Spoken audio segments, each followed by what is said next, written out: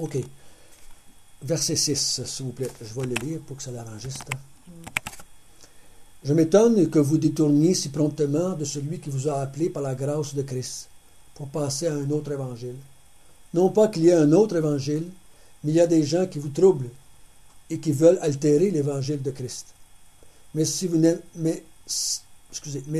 nous-mêmes, si un ange du ciel annonçait un évangile s'écartant de celui que nous vous avons prêché, qu'il soit anathème, nous l'avons dit précédemment, et je le répète à cette heure, si quelqu'un vous annonce un évangile s'écartant de celui que vous avez reçu, qu'il soit anathème. Et maintenant, est-ce la faveur des hommes que je désire ou celle de Dieu? Est-ce que je cherche à plaire aux hommes? Si je plaisais encore aux hommes, je ne serais pas serviteur de Christ. Ici, Paul, il dit que lui, il est resté fidèle à l'Évangile, puis qu'il va y rester fidèle à l'Évangile, parce que l'infidélité à l'Évangile égale l'infidélité à Dieu. On n'est jamais infidèle à l'Évangile dans le sens de théorie. Quand on n'est pas fidèle à l'Évangile, on n'est pas fidèle à Dieu. C'est pour ça que Paul dit au verset 6, « Je m'étonne que vous vous détourniez si promptement de celui ». Il ne dit pas de l'Évangile, il dit de celui qui vous a appelé par la grâce de Christ pour passer à un autre Évangile. Donc, l'infidélité à une église, c'est pas grave. L'infidélité à un pasteur, c'est pas grave. L'infidélité à n'importe quoi d'autre, c'est pas grave. Mais l'infidélité à Dieu, c'est la perdition. C'est la perdition. Et Paul, il dit, si vous rejetez l'Évangile, c'est Dieu que vous rejetez. Parce que l'Évangile que j'ai annoncé, c'est l'Évangile de Dieu. C'est lui qui vous a appelé, non pas moi. Et si vous rejetez cet Évangile qui vous a appelé, par lequel il vous a appelé, vous rejetez son appel, indirectement, vous rejetez Dieu qui vous a appelé. Donc, je rejette l'Évangile, je rejette celui qui a amené l'Évangile, qui était Jésus-Christ, qui était envoyé par Dieu. Donc, je rejette. Si tu rejettes celui que je t'ai envoyé, tu me rejettes, tu rejettes celui qui m'a envoyé. Donc, il y a une chaîne là, qui se fait là. Donc, rejeter, changer d'église, changer de mouvement, ça, c'est pas grave. Pas grave. Changer l'Évangile, ce n'est pas acceptable. Il n'y a pas de demi-mesure. C'est l'Évangile ou c'est pas l'Évangile. Et la tendance, c'est qu'on essaie d'altérer, de changer. De changer. Ils vous ont troublé, ils veulent altérer. D'autres ont d'autres traductions. Pervertir l'Évangile. D'autres vont dire changer l'Évangile. Donc, ils ne veulent pas l'enlever. Il ne dit pas, ne croyez pas ce que Paul a dit, c'est tout faux ce qu'il a dit. Mais il va juste changer un petit quelque chose. Juste une petite affaire. Et Paul a dit, si vous faites ça, vous êtes perdu. Vous êtes juste passé de côté de bord boréal. Ici, d'être infidèle à une structure d'église. Comment ça fonctionne dans une église? C'est pas grave. On peut faire nos réunions le samedi, dimanche, avoir un pasteur, pas avoir de pasteur, payer, pas payer, toutes sortes d'affaires. On prend du vin, on prend du pain, on prend du jus de raisin, on prend du pain sans levain. Ça, c'est pas grave. Mais rejeter l'Évangile, c'est une autre histoire. Et Paul, il dit, si vous ne gardez pas l'Évangile tel que je vous l'ai annoncé, tel que vous l'avez reçu, vous êtes infidèle à Dieu. Et si vous êtes infidèle à Dieu, c'est just too bad. Vous êtes perdu. L'Évangile tel qu'il est annoncé, est-ce que c'est la repentance et la foi? C'est tout ça. Je dis ça parce que j'ai lu un livre sur catholicisme versus chrétienté. Je pense que c'est fait par des pentecôtistes parce que j'espérais pouvoir donner ce livre-là à quelqu'un catholique. Mais là, quand j'ai vu, il ne parle pas du tout de repentance. Là, je me dis, est-ce que c'est un faux évangile qui est annoncé? Je crois que l'Évangile, règle générale, présentement, c'est ma perception, dans l'Amérique du Nord, qui comprend le Canada et les États-Unis, c'est un évangile, ce que j'appelle, moi, anthropocentrique, centré sur l'homme, au lieu d'être théocentrique, d'être centré sur Dieu. L'évangile dans le Nouveau Testament a pour fin Dieu, la gloire de Dieu. L'évangile qu'on proclame présentement a pour fin le bien-être de l'être humain. La vie éternelle. Le ciel, la guérison, le bien-être que ça va sur la terre. Dieu va répondre à nos besoins, Dieu va nous protéger, Dieu va nous garder. C'est l'être humain qui est le centre. Dieu a fait ça pour l'homme, pour le bien-être de l'homme. Quand Dieu a fait ça pour la gloire de Dieu, c'est bien différent. Donc la Bible ne parle pas tout à fait de même. Vous écoutez l'heure de la bonne nouvelle, je ne sais pas si vous l'écoutez, moi je ne l'écoute pas, mais si vous l'écoutez, c'est pas parce que je dis que c'est pas bon, mais je fais d'autres choses à la place de faire ça. Et vous remarquerez s'il prêche vraiment la repentance dans les 8 leçons qu'ils vont donner. Vraiment la repentance, est-ce qu'il l'enseigne? Je ne dis pas que tu es obligé d'enseigner ça à chaque fois que tu prêches. Mais quelqu'un qui va se convertir avec les 8 enseignements qu'il va donner, va-t-il s'être converti vraiment? Ouais. Okay? Bon, non, s'il va juste avoir accepté Jésus dans sa vie. Ouais. Okay? C'est dans le sens là, que il va-tu vraiment amener la personne à se détourner de lui-même, se tourner vers Dieu pour le servir, ou s'il va dire accepte Jésus dans ta vie, tu vas aller au ciel. Ouais. C'est un petit peu différent, là, je dirais, personnellement. Donc, l'Évangile ici comprend beaucoup plus que ce que nous. L'Évangile, pour moi, c'est le Nouveau Testament. C'est pas je crois, je me repens. C'est beaucoup plus que ça. C'est croire aussi en Jésus comme Dieu incarné. C'est croire Jésus né d'une vierge. C'est croire Jésus ressuscité. C'est croire Jésus qui revient un jour. C'est tout ça l'Évangile. Paul s'adresse à l'Épître aux Romains. Puis il dit, je vais aller vers l'Église de Rome, l'Église chrétienne. Puis il dit, je vais aller vers vous pour vous annoncer l'Évangile. Donc il était sauvé de tout ce monde-là. Mais l'Évangile, pour lui, c'était jamais juste les 4 lois spirituelles que nous, on a résumé ça. Là. Okay. Petite boîte. Si tu fais ça, fais cette petite prière-là, tu vas être sauvé. Si, peut-être qu'on a réduit ça à pas grand-chose. Fais cette petite prière-là, tu vas être sauvé. Le gars fait la petite prière, mon gars, puis il s'aperçoit qu'il est dans le même champ de patates le lendemain, puis il ne sait pas ce qui se passe. Fais attention avec ça. Faut pas. On veut tellement que les gens se convertissent, des fois qu'on va minimiser, on va réduire l'Évangile pour qu'ils l'acceptent. Au lieu de prendre notre temps puis bâtir, ça, ce que la personne comprend, il en mettre un petit peu plus à chaque fois qu'on le rencontre, qu'on le voit. S'il est appelé de Dieu, on ne le perdra pas. Faites-vous-en pas. Et nous, on a tellement peur qu'ils disent non le lendemain matin qu'on veut tous donner la même journée pour qu'ils se convertissent tout de suite. Mais c'est peut-être pas la bonne méthode de faire. Et donc, je crois qu'on devrait prendre plus notre temps pour qu'ils comprennent bien l'Évangile, qu'ils se convertissent, et ensuite ça, les baptiser un petit peu plus vite. Nous, on les fait faire les professions de foi bien vite, puis on attend 10 ans pour les baptiser. Mais on va voir, Dom, 10 ans, il va à l'église puis il se fait baptiser maintenant.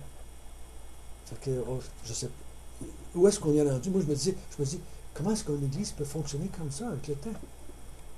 Comment une église peut-elle fonctionner comme ça? Il y a quelqu'un dans son sein qui se dit que ça fait 10 ans qu'il est là, il n'est pas baptisé, puis on peut mettre le blâme sur n'importe quoi, mais il n'est pas baptisé. Donc, c'est pourquoi que c'est comme ça dans nos églises? Pourquoi qu'on est rendu là? On a-tu changé les choses? On s'est-tu éloigné un petit peu? Comment est-ce qu'on a fait ça pour arriver là? Parce qu'on voit pas ça dans la Bible nulle part. C'est la première chose que j'ai dit à Adam. Es-tu capable de trouver dans la Bible, à quelque part, un chrétien qui se serait converti, puis qui aurait 10 ans après, il ne serait pas encore baptisé? Sinon, je n'ai pas vu ça dans la Bible nulle part. Je me pose la question, pourquoi, toi? J'ai dit, honnêtement, j'ai beaucoup de misère à amener quelqu'un à se baptiser quand ça fait 10 ans qu'il dit qu'il est chrétien.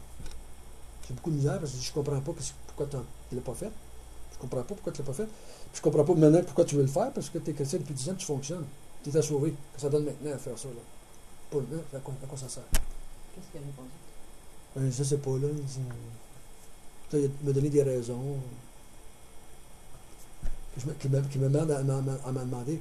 En tout cas, j'ai hâte d'arriver au ciel. Puis si je peux demander au Seigneur, Don était sauvé quand? Il m'avait demandé au Seigneur. Mais je me l'ai demandé pour moi aussi. Parce qu'on a tellement rapetissé ça. Les 4 lois spirituelles, pour nous dire, accepte le Seigneur, avec cette petite prière-là, tu vas être sauvé. Et c'est beaucoup plus grand que ça pour moi. C'est pour ça que je dis souvent, c'est pas important ce que tu as dit oui. Dis toujours oui, quand le Seigneur t'enseigne. Dis toujours oui. Dis toujours oui. Le Seigneur te montre quelque chose. Oui, Seigneur, c'est la vérité, je crois ça aussi, puis je continue. Parce que moi, quand j'ai accepté le Seigneur il y a 30 ans, ce que nous on appelle accepter le Seigneur, ce que je savais était tellement minime que ce que je savais. On me l'avait tellement peu dit. Pourtant, dans sa grâce, je suis encore là. Mais Paul, il dit, si vous n'êtes pas fidèle à l'Évangile, vous êtes infidèles à Dieu. Et j'ai travaillé en vain. Automatiquement, j'ai travaillé en vain. Deuxièmement, au verset 8 et 9, il dit l'infidélité à l'Évangile conduit à l'anathème. Avez-vous d'autres traductions, vous autres? Ben, qu'il soit maudit. Maudit. Maudit veut dire une malédiction. C'est la malédiction de Dieu. L'Église catholique, elle disait qu'elle a traduit ça dans le catholicisme, exclusion prononcée par l'Église contre ses fidèles qui ne se soumettent pas à son autorité. Voyez-vous? C'est pas ça un anathème. C'est un anathème à l'Église. Mais ici, il ne parle pas, il dit c'est un anathème, c'est une malédiction de Dieu. C'est pas mal différent. Et il va être maudit par Dieu et non pas par l'Église. Paul dit qu'il soit anathème, qu'il soit rejeté par Dieu, qu'il soit maudit par Dieu. Donc, l'infidélité à l'Évangile conduit à l'anathème. Et Paul il dit, attention à vous autres, si vous rejetez l'Évangile, si vous n'êtes pas fidèle à l'Évangile que je vous ai annoncé, l'anathème est sur vous. L'anathème est sur vous. Moi, j'ai Oui. un petit message ici. Anathème, ils disent, dans la communauté juive, celui qui était anathème n'avait plus le droit d'enseigner. Ce qui était anathème ne devait plus être touché par personne. Ceux que l'apôtre déclare anathème sont donc livrés à la colère de Dieu et à son jugement. Ouais, c'est ça. Le mot anathème, c'est le mot malédiction. C'est un rejet par Dieu. Ouais. C'est pour ça qu'on va voir dans Galates, il dit celui qui est attaché, la malédiction de Dieu est sur celui qui est attaché au bout, qui est à Jésus-Christ. Ouais. C'est le mot-là, c'est le même mot. C'est le mot anathème, c'est le mot malédiction de Dieu, la maudit de Dieu. Donc c'est quelqu'un que Dieu disait qu'il maudissait. Caïn a été maudit par Dieu, a été repoussé loin de Dieu, rejeté loin de Dieu. C'est ce que ça veut dire, la malédiction de Dieu. Donc Paul, c'est très fort. Il dit, peu importe, c'est qui vous annonce un autre évangile. Que ce soit des anges, que ce soit moi, que ce soit des faux de... Peu importe, n'importe qui annonce un autre évangile, l'anathème est sur lui. Paul il dit, si moi je vous annonce un autre évangile, l'anathème est sur moi aussi. Il dit, ne changez pas l'évangile que vous avez reçu de moi. Et même si moi je viendrais, puis je vous dirais de changer, je vous dirais, changez-la. Pourquoi ils disent un ange du ciel? C'est une... Juste une expression. Ouais, c'est est-ce qu'il parle de les anges avec... Les démons? Oui. Non, je crois qu'il va comme un extrême, un peu comme il disait dans Corinthiens, il dit, même si je parlerais le langage des anges, si je n'ai pas l'amour, je suis rien. Tu sais, là, il pousse ça à l'extrême pour rien. Tu sais, là. Ici, il dit, même si un ange... Même si la personne dit, je suis un ange de... Ouais, si quelqu'un viendrait et dit, je suis un ange, Dieu m'a envoyé pour vous parler, il dit, croyez-le pas. Parce que dans Colossiens, il y avait le culte aux anges. Donc, dans ce temps-là, il y avait beaucoup de choses avec les anges. Comme on sait un petit peu aujourd'hui dans notre société, là, beaucoup d'emphase. Tout est dans un petit ange à quelque part. Ils nous donnent des chandelles. Les chandelles étaient avec un petit ange. Puis tout est des bibelots en ange. Puis tout est en ange, là, à quelque part. Et puis, tu vois, j'étais allé l'autre jour à la librairie qui avait une secousse, là, au petit hameau. Puis j'ai rentré, puis j'étais dans le département des livres religieux, angéologie. Il y avait des paquets de livres sur les anges, ce qu'on ne voyait pas il y a 10 ans, 15 ans. Mais sur l'Internet, c'est mélangé avec les the fairies and the pixies, toute la mythologie de l'ancienne religion. C'est tout mélangé avec ça. C'est le nouvel âge. C'est ça, oui, c'est ça. Les anges sont là pour les aider, puis mon ange gardien, puis mon ange, puis mon ange. Et puis il y a des livres qui disent que c'est des anges qui ont parlé. C'est un autre évangile qui est amené. C'est fun de voir ça parce qu'en Galate, c'est le danger de l'ancien, les Juifs, mais aussi les autres dieux, les Romains, les dieux les Celtiques, le monde celtique, le monde grec. Il y a toute leur mythologie, leurs dieux, leurs idoles, mais aujourd'hui, quand on fait les anges, the fairies and the pit, c'est exactement la même chose parce qu'on trace ça en arrière par c'est les mêmes dieux, les mêmes idoles, les mêmes... c'est pas juste une petite fairy dans un livre d'enfants. C'est quelqu'un qui est un dieu pour les Romains dans les temps anciens. Mais ici, c'est fun de voir ça, c'est pas changé. Ce groupe-là, c'était les arguments que Paul va emmener plus tard dans l'Épître aux Galates. s'adresse aux Juifs. Parce qu'ils veulent rajouter, ce n'est pas un autre Dieu. C'est qu'ils veulent rajouter des parties de la loi romaine. La loi juive, je veux dire, excusez. La circoncision, les sacrifices, les offrandes. Ils veulent retourner un petit peu à la loi, comme l'Épître aux Hébreux, c'est comme ça. Donc, parce que c'est pour ça que s'adresse. C'est des Juifs qui sont venus. Et les Juifs qui sont venus dans l'Église voulaient amener ces chrétiens-là à judaïser, à prendre une partie de la loi et la mélanger avec l'Évangile. Puis pourtant, Jésus avait dit non. Ne mélange pas le vieux vin avec le nouveau vin, la nouvelle zoute. Ne mets pas un drap neuf avec le vieux manteau, vice-versa. Parce que ça ne marche pas ensemble, ça. Il faut séparer ça. Les deux alliances sont séparées. Les autres, ils emmenaient dans le christianisme du judaïsme. Et puis les catholiques, les autres ont emmené la même chose. Ils ont emmené de leur religion. Et nous autres, notre danger, c'est quoi? C'est d'emmener du catholicisme dans la foi chrétienne. Et puis je vous garantis, on prend, nous les chrétiens ici, on s'en va dans un autre pays où les gens qui se sont convertis, étant, mettons, d'arrière-plan musulman, ils vont dire, hein, vous avez sorti ça de où, vous, ces chrétiens? Comment ça, vous pensez comme ça? Parce qu'on emmène, qu'on le veuille pas, du catholicisme dans notre affaire. Parce qu'on est élevé comme ça, on pense de même. C'est dur pour nous autres de changer notre façon d'apprendre. Et plus on est âgé quand on se convertit, plus c'est difficile. Parce qu'on change moins vite en étant plus vieux. Je ne dis pas que c'est impossible de se convertir, mais le changement est plus lent, plus difficile. Donc Paul il dit, c'est peu importe combien de gens, qui va venir pour vous annoncer un autre évangile. Ne le croyez pas. Il va être anathème. Et vous savez, il y a, je dirais, 2 à 3 milliards de personnes sur la Terre qui annoncent l'Évangile. Qui disent qu'ils annoncent l'Évangile. Moi, je me couche tard, puis des fois, je regarde des émissions, Évangélisation 2000, de l'Église catholique. Ils appellent ça Évangélisation 2000. Évangélise. Mais non, ce n'est pas l'Évangile. La vraie Évangile. J'ai vu ça. Donc, voyez-vous, tous ces gens-là disent qu'ils évangélisent. Mais ils évangélisent avec quoi? C'est vraiment... et tous les témoins de Jéhovah, ils vont dire qu'ils évangélisent. Ils annoncent l'Évangile. Donc, les Mormons annoncent l'Évangile. Donc, tous ces gens-là disent qu'ils annoncent l'Évangile, mais ils annoncent un autre Évangile. Un autre. C'est qu'ils ont juste mélangé deux choses ensemble. Et d'autres, il faut être très, très sur nos gardes, de ne pas mélanger nos traditions, nos habitudes, notre fonctionnement avec l'Évangile. C'est ce que l'erreur que les Américains ont fait quand ils ont mis l'Évangile dans les pays du tiers-monde. Ils ont mis leur cravate, ils ont emmené les chemises blanches, ils ont emmené les souliers, ils ont emmené les enfants.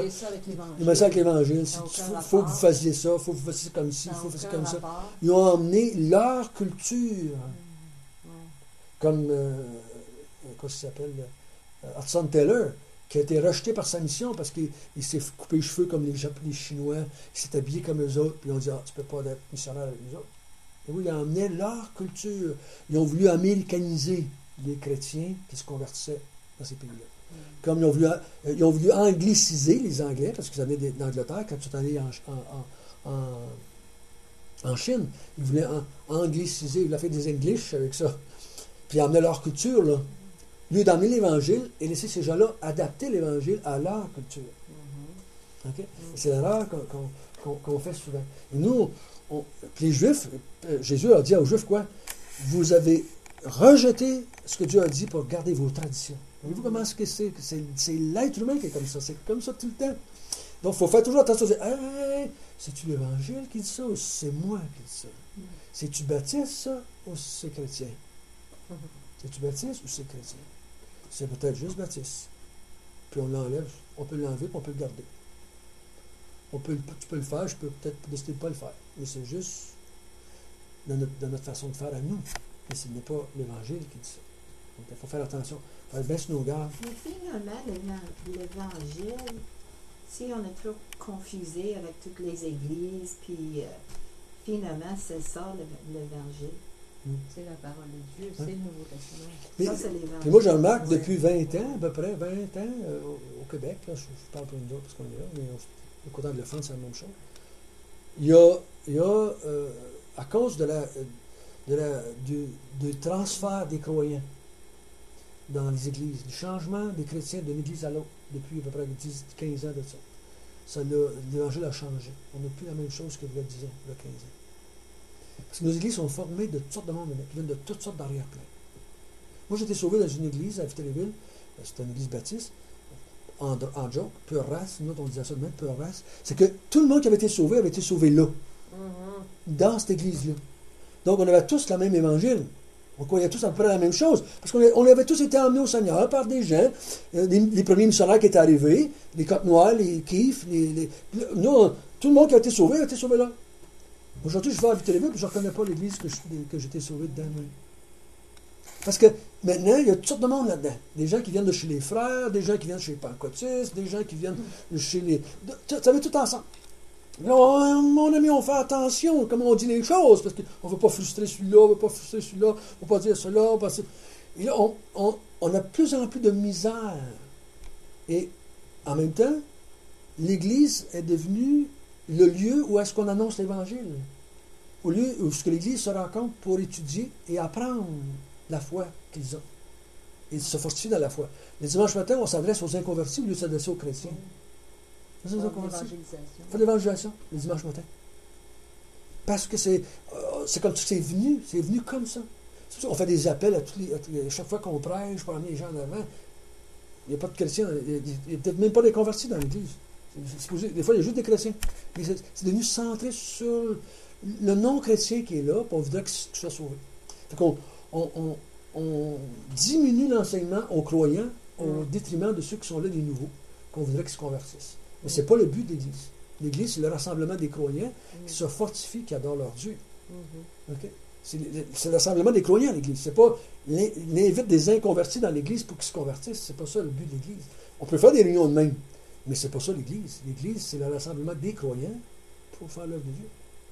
Donc, troisièmement, il dit l'infidélité à l'Évangile disqualifie pour le ministère. Au verset 10, c'est pas si je ne garde pas l'Évangile, si je veux plaire aux hommes, je ne peux pas être serviteur de Dieu. Si je change l'Évangile pour plaire, pour être accepté par les gens, je ne pourrai jamais servir le Seigneur. Et Paul va le dire un peu plus loin dans Galates 6. Ils veulent vous faire circoncire afin de ne pas être persécutés parmi les leurs. Ils veulent que vous judaïsez pour que les Juifs ne les rejettent pas autant. Ils veulent plaire aux hommes, ils veulent être acceptés par les hommes. Et si vous voulez ça, il dit, vous ne pouvez pas être serviteur de Dieu. Il dit, on annonce l'Évangile tel qu'elle a été dite, tel qu'elle nous a été transmise. Juste après, la semaine prochaine, on va voir, il a dit, ce que je vous ai annoncé, ça ne vient pas des hommes, ça vient de Dieu. Donc, il dit, tel que Dieu nous l'a donné. C'est pour ça que c'est assez important que les premiers, les apôtres, avaient reçu l'enseignement de Jésus lui-même. Et les apôtres pouvaient dire, on n'a pas reçu l'Évangile des hommes, nous. Jésus nous l'a donné lui-même. C'est pas Pierre-Jean-Jacques qui nous l'a donné. Donc, le fondement de l'Église, c'était tous des hommes qui avaient reçu l'Évangile de Jésus lui-même. Ils ont dit ce qu'ils avaient entendu de la part de Jésus. Et c'est pour ça que le Saint-Esprit est venu pour qu'il puisse dire ce que Jésus avait dit aussi. Il ne s'est pas laissé tout seul. Il a dit, je vais vous envoyer quelqu'un pour qu'il vous aide à dire ce que je vous ai dit de dire aussi. Il vous a guidé là-dedans à travers ça. Et les personnes qui ne sont pas baptisées ne peuvent pas faire ça. Ne peuvent pas faire quoi? Mais tu parles de convertis puis baptisés après. Les personnes qui ne sont pas baptisées ne peuvent pas faire ça. Ça serait drôle de demander. Si moi, je conduis quelqu'un au Seigneur et je veux le baptiser, si moi, je ne l'ai pas baptisé, je ne suis pas baptisé moi-même. C'est pour ça que je dis souvent dans des places que ce n'est pas les pasteurs qui doivent baptiser. C'est tout le monde qui est appelé à baptiser. Ce n'est pas les pasteurs qui sont appelés à baptiser. Si c'est tout le monde qui est appelé à évangéliser, c'est tout le monde qui est appelé à baptiser. Parce que allez, faites de toutes les nations des disciples, baptisez-les, enseignez-les, c'est tout le monde qui doit faire ça. Ce n'est pas les pasteurs qui sont appelés à faire ça. Même Paul, il dit, moi, je n'ai pas baptisé plusieurs. C'était d'autres qui baptisaient autour de lui, qui faisaient baptiser les autres. Et donc, c'était pas juste les pasteurs, c'est comme ça, c'est le catholicisme, le prêtre qui baptise, le sacré, le saint. Celui qui est au part des autres. Dessus. Et c'est pas vrai, ça. C'est de la tradition, ça. Je me souviens la première fois à la Sarre que j'ai dit à quelqu'un, veux-tu baptiser celui qui t'a conduit au Seigneur? Que c'est quoi cette affaire-là? Puis là, les autres, on a parlé de ça au conseil, puis ça a pris quelques réunions du conseil pour qu'ils viennent à dire « Ouais, c'est vrai. C'est vrai. » Et les premiers inconvertis, ils se posaient la question, aux autres, ils disaient « Comment ça, les baptêmes, c'est pas les pasteurs qui font ça, c'est pas les prêtres, parce que le catholicisme n'a rien. Donc, ça nous a pris quelques années à ajuster ça à la sorte, pour que les gens qui disent, puis là, voir une femme baptiser une autre femme ou un autre homme, puis qui avait conduit au Seigneur, oh, c'était pas baptiste bien, cette affaire-là. Vois-tu? Donc, ça a pris, c'est la tradition qui prend le dessus des fois sans qu'on le veuille. Et Paul ici dit, si vous voulez plaire aux hommes, vous ne pourrez pas servir le Seigneur. Et si vous faites des changements dans l'Évangile pour plaire aux hommes, pour être accepté des hommes, vous êtes infidèle à Dieu, vous êtes anathème et vous ne pouvez pas servir Dieu. Donc, tous ces gens qui annoncent l'Évangile, qui n'est pas le vrai Évangile, qui est-ce qu'ils servent? S'ils ne servent pas Dieu. Donc, ils servent une religion, ils servent des gens, ils servent eux autres mêmes. Ils ne servent pas Dieu, parce que Dieu dit, tu ne peux pas me servir si tu n'annonces pas l'Évangile que je t'ai donné. Tu ne peux pas être mon serviteur. Donc, c'est très important pour nous d'annoncer l'Évangile, puis de prendre attention. Moi, l'Évangile que j'annonce, est-ce que j'annonce l'Évangile? Est-ce que j'annonce l'Évangile du Seigneur, ou si j'annonce un autre Évangile? C'est important pour moi de me poser la question à moi-même, personnellement, parce que je ne pourrais pas me justifier sur... Mais c'est pas de ma faute, c'est lui qui m'a dit ça. Chacun a une responsabilité de dire, est-ce que j'annonce l'Évangile du Seigneur? Est-ce que j'annonce l'Évangile du Seigneur? Et c'est tranquillement de remettre en question, où est-ce que j'ai pris ça? Où est-ce que ça vient, ça? Comment est-ce que le Seigneur, quand je lis la Bible, je dis, hey, il me semble que j'avais pas vu ça. Et de réajuster notre évangile qu'on annonce, si on s'aperçoit qu'il n'est pas correct, la réajuster, la mettre en diapason avec le Seigneur nous a dit de faire. Et donc, la méthodologie, elle peut jouer, mais on ne peut pas jouer avec la vérité, avec l'Évangile. Et c'est important que l'Église tout entière se monopolise, mais dit il faut garder l'Évangile. Et souvent, je dis, le plus important, c'est pas de laisser aux autres en arrière de nous un bâtiment, il faut laisser derrière nous l'Évangile, tel qu'on l'a reçu. Et c'est Paul dit à Timothée, ce que tu as reçu de moi, donne-le à des hommes qui peuvent le donner à d'autres hommes. Ce que tu as reçu de moi. Donc, donne aux autres ce que je t'ai donné. Donne-leur pas différemment, pas plus, pas moins, donne-leur ce que je t'ai donné. Donc, c'est vraiment important de bien comprendre que l'Évangile apostolique, c'est un Évangile unique, un Évangile qui ne se transforme pas, qui ne se change pas, qui ne s'altère pas. Ça se peut que je ne la comprenne pas toute l'Évangile, mais je vais additionner en m'en allant, mais je ne dois pas la changer. Je ne dois pas la changer. Okay. Et il faut surveiller les uns les autres. Il faut vérifier ce qu'on entend. D'où est-ce que ça vient, ça? D'où est-ce que ça vient? Moi, je pense que Dieu m'a bâti, m'a créé comme ça.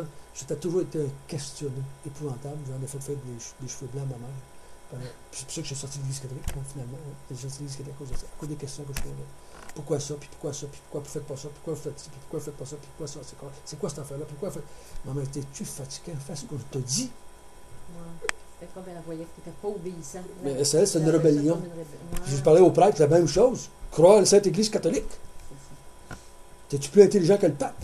T'es-tu plus intelligent que les évêques? C'est ça qu'il me disait. Non, mais j'ai dit, je veux juste savoir. Je veux juste savoir. Je veux savoir. Je vais dire au prêtre, c'est marqué là, Éphésiens, là. C'est quoi ça veut dire, là? C'est marqué là dans le livre de la Bible, la Sainte Bible. Mais il n'aurait jamais osé dire, je le sais. Non, mais il ne disait pas que c'était pas bon. Mais il disait juste, c'est bon, c'est marqué, c'est fait la Bible, François, mais tu n'es pas fait pour comprendre ça. C'est les prêtres, les évêques qui vont t'expliquer ça. Le pape va expliquer ça. Les autres sont spéciaux. Nous, donc, mais chez nous, c'est la même chose. C'est le pasteur qui est... C'est devenu trop haut. Trop d'autorité à un moment donné. Oui. Et c'est le danger de l'institutionnaliser. On devient institutionnalisé. On est, le pasteur le dit. Le pasteur le dit. Et c'est pas mal de dire ça, mais il faut vérifier à quelque part. Et moi, je vous dis, si tu ne vérifies pas, tu es bien mieux de prier fort. Si tu ne vérifies pas trop, prie fort pour que Dieu dirige bien le pasteur, parce que tu mets ta vie entre ses mains. Parce que si lui il dit tourne à gauche, tu tournes sans te poser de questions. Si c'est trompé, tu vas te planter avec lui. Donc, c'est mieux de prier et de vérifier. Mais dans les Écritures, je crois qu'une grande partie de la confrontation doctrinale va se faire au niveau des pasteurs. Souvent, c'est là que ça se passe. Je crois personnellement à la pluralité des anciens ou des pasteurs. Et dans l'Église, ceux qui ont les dons d'enseignement, c'est souvent ceux qui vont nous remettre en question. Parce qu'ils autres aussi ont la capacité d'étudier. Fait que Dieu les a donnés aussi un don. C'est eux autres qui vont nous remettre en question. C'est comme Benoît Rancourt, c'était moi François, c'était Noël Nolette, Noël Morissette, et tous les futurs pasteurs qui étaient des chrétiens à ce moment-là, qui nous mettaient en question le pasteur tout le temps. On allait le voir pour dire hey, on n'a pas vu ça dans la Bible, nous autres, vous avez pris ça là, hey, nos professeurs ils disent pas ça. Puis là, on mettait toujours en question parce que c'était nous autres les futurs pasteurs. On remettait en question. Puis ils n'aimaient pas ça, hein, ils n'aimaient pas ça. Non, mais c'est. Puis là, nous autres, c'est la même chose, c'est les futurs qui nous remettent en question. Mais les bons professeurs, ils aiment ça. Ben oui, parce que ça aiguise. Toi, tu aimes ça quand on demande les questions? Parce que ça l'aiguise. Ça nous oblige à nous vérifier, à nous évaluer. Ah, on l'appelle comme ça. Je vais aller vérifier ça. Je vais aller vérifier ça. Je ne sais pas, là, mais tu me poses une bonne question, on va aller voir ça. Quand les pasteurs ont la confiance en leur foi, pas eux-mêmes, leur foi en Jésus, même si c'est pas la confiance à la personne, c'est la confiance à Dieu.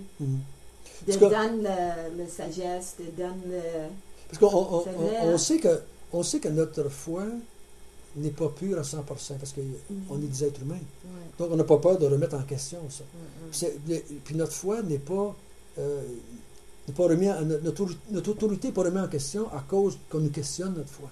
Si on pense que si on remet en question notre autorité, là, ça devient un débat d'autorité, pas plus que d'autres choses. Mais c'est la personne qui pose des questions, habituellement, c'est la personne qui a la capacité d'étudier et elle cherche. Donc, si tu y réponds, tu vas en faire un bon étudiant et un enseignant. Un enseignant, avec le temps. Donc, c'est ça puisse nous aider à toujours...